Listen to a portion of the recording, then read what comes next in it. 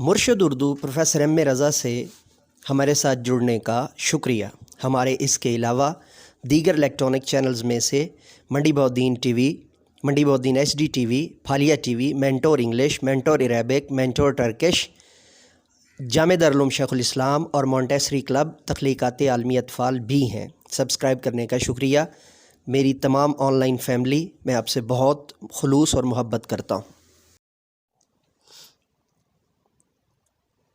اصول تدوین اور اصول تحقیق کے تیسرے لیکچر کے ساتھ آپ کی خدمت میں حاضر ہیں مرشد اردو کی جانب سے۔ تو چلیے شروع کرتے ہیں۔ ادبی تحقیق کے بنیادی اصول۔ نمبر 1، تحقیق کا سفر کسی مسئلے یا موضوع سے آغاز ہوتا ہے۔ موضوع یا مسئلے کا انتخاب خالصتاً ذوقی معاملہ ہے۔ اگر کسی تحقیق کار کو کسی موضوع یا مسئلے سے دلچسپی نہیں تو وہ تحقیقی صلاحیت کے باوجود اس موضوع پر اچھی تحقیق نہیں کر پائے گا۔ اس لیے لازم ہے کہ موضوع تحقیق کے انتخاب میں محقق کو اپنی پسند، دلچسپی اور میلان طبع کی تائید حاصل ہو۔ موضوع کے انتخاب میں عجلت اور جلد بازی تحقیقی عمل کے لیے مفید نہیں۔ کسی بھی موضوع کا انتخاب کرتے وقت مندرج ذیل معیارات کو سامنے رکھنا لازم ہے۔ الف، موضوع میں جدت ہو۔ جن موضوعات پر بہت زیادہ کام ہو چکا ہو ان پر تحقیق کرنا گویا اسی لوازمے کو دہرانے کے مترادف ہے، اور محقق کوئی نئی بات یا نیا نکتہ پیدا کرنے سے قاصر ہوگا۔ ب، تحقیق کا موضوع یا مسئلہ مستقل اہمیت کا حامل ہو۔ معمولی نوعیت کے موضوعات پر تحقیق کرنا وقت، وسائل اور صلاحیتوں کا ضیاع ہے۔ ج، موضوع بہت زیادہ کھلا اور وسیع نہ ہو کہ محقق کوشش کے باوجود اس کا احاطہ کرنے میں ناکام ہو۔ د، موضوع بہت زیادہ محدود، جامد اور تنگ نہ ہو کہ اس کے متعلق لوازمے کا حصول مسئلہ بن جائے۔ ہ، موضوع کو عمومی دلچسپی کا حامل ہونا چاہیے، وسیع حلقہ اس میں دلچسپی رکھتا ہو۔ دویم، موضوع تحقیق کے لیے استعمال کیے جانے والے مصادر، ماخذ اور شواہد کا قابل اعتبار اور مستند ہونا لازم ہے۔ غیر مصدقہ، مشکوک، غیر متعین اور بے حیثیت مصادر کار تحقیق اور اس کے نتائج کو کم وقعت اور بے حیثیت بنا دیتے ہیں۔ مشکوک اور بے اعتبار ماخذ سے حاصل ہونے والے نتائج کو کسی طرح استناد حاصل نہیں ہوتا۔ رشید حسن خان اس ضمن میں ایک امیر خسرو، یہ لفظ خسرو اور خسرو تین مختلف طبقات، اس کو تین مختلف ادائیگیوں کے ساتھ وہ پڑھتے ہیں، اور میرے شیخ الحدیث شارح بخاری قبلہ علامہ معراج الاسلام قد نور اللہ مرکدہ، آپ سرکار نے اس کو امیر خسرو پڑھایا ہے، چونکہ فرنگی آسپیہ کے اندر بھی یہ خسرو کے وہ ادائیگی پر ہی موجود ہے، کہ ہندی یا ہندوی کلام کی مثال دیتے ہوئے لکھتے ہیں، یہ بات سچ ہے کہ امیر خسرو نے ہندی میں بھی شعر کہے، اس سلسلے میں ان کا اپنا بیان موجود ہے، لیکن یہ نہیں معلوم کہ وہ شعری سرمایہ کہاں ہے۔ خسرو کی جو مستند تصانیف ہمارے پاس ہیں ان میں اس کلام کا وجود نہیں۔ معاصر تصانیف بھی ایسے کلام سے خالی ہیں۔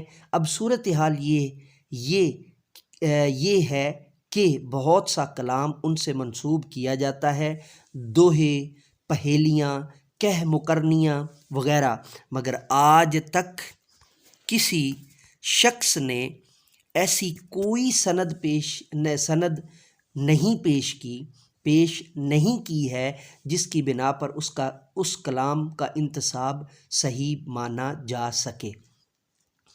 جو حوالے دیے ہیں وہ اس قدر مؤخر ہیں کہ معتبر ماخذ بننے کی صلاحیت نہیں رکھتے۔ سب سے قدیم حوالہ ایک دوہے کے سلسلے میں سبرس کا پیش کیا جاتا ہے جو معروف دکنی تصنیف ہے۔ دیگر بحث طلب امور کے علاوہ بڑی بات یہ ہے کہ اس کتاب کی تصنیف اور امیر خسرو کے عہد میں کم و بیش 300 سال کا زمانی فصل ہے، یعنی فاصلہ ہے، اور درمیان کی کڑیاں غائب ہیں۔ میر کے تذکرے نکات الشعراء میں ایک قطع خسرو سے منسوب کیا گیا ہے۔ یہاں بھی وہی صورت ہے کہ سینکڑوں برس پر مشتمل زمانی فصل موجود ہے، یعنی فاصلہ ہے بیچ میں۔ میر نے اپنے ماخذ کا حوالہ دیا نہیں دیا اور خود ان کا تذکرہ خسرو کے سلسلے میں واحد ماخذ بننے کی اہلیت نہیں رکھتا۔ محمد حسین آزاد نے مقدمہ آب حیات میں متعدد پہیلیاں وغیرہ خسرو سے منسوب کی ہیں اور حسب معمول حوالہ نہیں دیا۔ یہاں بھی وہی صورت ہے۔ ادبی تحقیق، مسائل اور تجزیہ، لاہور نیو ایج پبلشرز 1998 یعنی 1998 صفحہ 7 و 8۔ سویم، کسی مسئلے یا موضوع پر تحقیق کرنے کے لیے سائنسی طریق کی پیروی لازم ہے۔ تحقیق سے پیشتر ہی کوئی نظریہ قائم کر لینا اور پھر اس نظریے کو درست ثابت کرنے کے لیے تحقیق کرنا کسی طرح بھی تحقیق کے لیے کارآمد نہیں۔ تحقیق کے لیے لازم ہے کہ کسی موضوع پر سب سے پہلے بنیادی لوازمہ جمع کیا جائے، اس لوازمے کا پوری صداقت سے معروضی جائزہ لے کر نتائج اخذ کیے جائیں۔ تحقیق میں پہلے سے ہی نظریہ قائم کر کے نتائج نکالنا محض ذاتی خواہش کی تکمیل میں تو شاید معاون ہو، تحقیق کے لیے کسی طرح مفید نہیں۔ سچا محقق کسی بھی زیر تحقیق مسئلے کا غیر جانبدارانہ معروضی اور سائنسی مطالعہ کر کے صحیح نتائج تک پہنچاتا ہے۔ ڈاکٹر تبسم کاشمیری غیر سائنسی انداز تحقیق کی وضاحت کرتے ہوئے راکم طراز ہیں۔ بیشتر ہندو مورخین اور انگریز مورخین انگریز لفظ نہیں ہے، اورنگزیب پر کام کرتے ہوئے بالعموم پہلے سے موجود تعصب کو لے کر چلتے ہیں کہ اورنگزیب ہندو دشمن تھا، لہٰذا وہ اپنی تحقیق میں صرف ان حقائق اور واقعات کو پیش کرتے ہیں جن سے اورنگزیب کی ہندو دشمنی ثابت ہو سکے۔ اس طرح سے بیشتر مسلمان مورخین اس تصور کو لے کر تحقیق شروع کرتے ہیں کہ اورنگزیب تو انصاف پسند بادشاہ تھا اور ہندو دشمن نہیں تھا۔ ثبوت کے لیے وہ ایسے کوائف فراہم کر دیتے ہیں جن سے اس کی ہندو دوستی بھی ظاہر ہوتی ہے۔ نتیجہ یہ نکلتا ہے کہ دونوں گروہ معروضی سائنسی طریق کو چھوڑ کر ذاتی خواہشات کی تکمیل کا راستہ اختیار کر لیتے ہیں اور غیر متوازن نتائج تک پہنچتے ہیں، حالانکہ اس میں معروضی مطالعہ کی ضرورت ہے جس میں کہ تمام حقائق و واقعات کا تجزیہ کر کے کوئی نتیجہ نکالنا چاہیے۔ تحقیق کا بنیادی اصول یہ ہے کہ محقق کا کسی گروہ یا مذہب سے تعلق نہیں ہوتا، وہ پہلے محقق ہوتا ہے اور اس کے بعد کچھ اور۔ اس کا مذہب تحقیق ہے، جہاں کھرا ہر حال میں کھرا ہے اور کھوٹا ہر حال میں کھوٹا ہے۔ ڈاکٹر تبسم کاشمیری ادبی تحقیق بحوالہ ڈاکٹر تبسم کاشمیری ادبی تحقیق کے اصول، اسلام آباد مقتدرہ قومی زبان 1992 صفحہ 25 اور 26۔ چہارم، تحقیق سراسر ایک معروضی عمل ہے، اس کا جذبات اور تعصبات سے کچھ علاقہ نہیں، اس لیے تحقیقی عمل کو ہمیشہ منطقی اور معروضی معیارات کا پابند ہونا چاہیے۔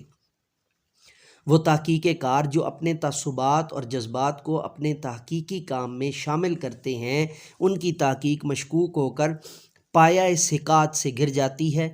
وہی تحقیق معتبر اور مستند ہوتی ہے جس میں کسی نوعیت کا جذباتی دباؤ یا متعصبانہ رویہ شامل نہیں ہوتا۔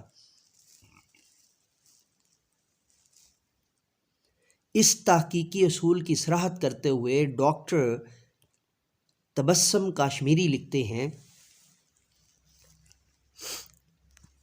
معروضی معیارات کے باعث محقق ہمیشہ صاف گوئی سے کام لیتا ہے۔ وہ ذاتی تعلقات کی پرواہ نہیں کرتا، خواہ کیسی بھی صورتحال ہو۔ وہ تحقیق میں جن نتائج تک پہنچتا ہے ان کے اظہار سے نہیں رکتا، ان نتائج کو وہ برملا طور پر علمی دنیا کے روبرو پیش کر دیتا ہے۔ یہی شان تحقیق ہے۔ محقق کے کام کی بنیاد چونکہ حقائق کے معروضی تجزیے پر ہوتی ہے، اس لیے وہ کسی خوف و خطر کے بغیر نتائج کا اظہار کر سکتا ہے۔ محقق میں اخلاقی جرأت کا ہونا بھی بے حد ضروری ہے تاکہ وہ تعلقات اور مراسم کو الگ رکھ کے پوری دلیری سے حق بات کہہ سکے۔ اگر وہ مصلحتوں اور تعلقات کے زیر اثر ہوگا تو صحیح بات کہنے کی ہمت نہ کر سکے گا اور علمی دنیا کو نامکمل اور مصلحت آمیز نتائج پیش کرے گا، جس میں اس کی اخلاقی جرأت کی کمی صاف طور پر نظر آئے گی۔ بحوالہ ڈاکٹر تبسم کاشمیری، ادبی تحقیق کے اصول، اسلام آباد، مقتدرہ قومی زبان، 1992، اور اس کو 92 بھی پڑھتے ہیں، دو الگ الگ ہمارے طبقات۔ میں اس کو 1992 تعبیر کروں گا۔ صفحہ نمبر 26۔ بعض محتاط اور بااصول محقق بھی کسی خاص موضوع سے جذباتی وابستگی کے باعث رشتہ اعتدال کو برقرار نہیں رکھ پاتے اور اپنی تحقیق میں جذبات کی شمولیت سے غلط نتائج مرتب کرتے ہیں۔ رشید حسن خان کے بقول پروفیسر سید مسعود حسن رضوی، دو طبقات اور دو الگ الگ ادائیگیاں، احتیاط کے قائل تھے، محنت اور لگن کے ساتھ کام کرتے تھے، مگر محمد حسین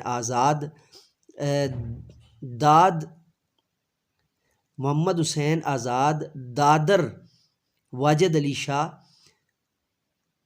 کے ساتھ ان کی غیر معمولی جذباتی وابستگی ان کو درست نتائج سے دور رکھتی ہے، اس لیے ان کے ان موضوعات پر تحریروں کو درجۂ استناد حاصل نہیں۔ اب پنجم، تحقیق کا کام بنیادی حقائق کی تلاش ہے۔ محقق نہایت غیر جانبداری سے حقائق کو سامنے لاتا ہے، اس پر رائے زنی اور اس کے بارے میں مثبت یا منفی تاثر، قیاس، شک یا تعویل تحقیق کے عمل سے خارج ہے۔ بقول رشید حسن خان، اخذ نتائج میں جہاں سے تعبیرات کی کار فرمائی شروع ہوگی اور ان پر مبنی اظہار رائے کا پھیلاؤ شروع ہوگا، وہاں تحقیق کی کار فرمائی ختم ہو جائے گی، اور اس کے برعکس بعض محققین تنقید اور تحقیق کے ربط باہم کو تحقیقی عمل کے لیے مفید خیال کرتے ہیں۔ 5 ہم نے اس کے بنیادی نکات اور پڑھے ہیں، تو اب ان نکات کے ساتھ چونکہ میرے خیال سے اس کا جو ہے وہ دوسرا حصہ کر لیتے ہیں اور اس کو حصہ اول گردانتے ہیں، تو آج کے لیکچر کو یہاں پر ختم کرتے ہیں۔ اجازت دیجیے میرے ساتھ مل کر کے یہ انسانیت کی بہتری کے لیے، تعلیم و تربیت کے لیے ایک قدم اور چینل کو سبسکرائب کرنا، بیل کے آئیکن کو آل پر پریس کرنا مت بھولیے گا۔ مرشد اردو پروفیسر ایم اے رضا سے ہمارے ساتھ جڑنے کا شکریہ۔ ہمارے اس کے علاوہ دیگر الیکٹرانک چینلز میں سے منڈی بہدین T V, Mandi Bahauddin H D T V, Phalia T V, mentor English, mentor Arabic, mentor Turkish, Jamia Darul Uloom شیخ الاسلام اور مونٹیسری کلب تخلیقات عالمی اطفال بھی ہیں۔ سبسکرائب کرنے کا شکریہ۔ میری تمام آن لائن فیملی، میں آپ سے بہت خلوص اور محبت کرتا ہوں۔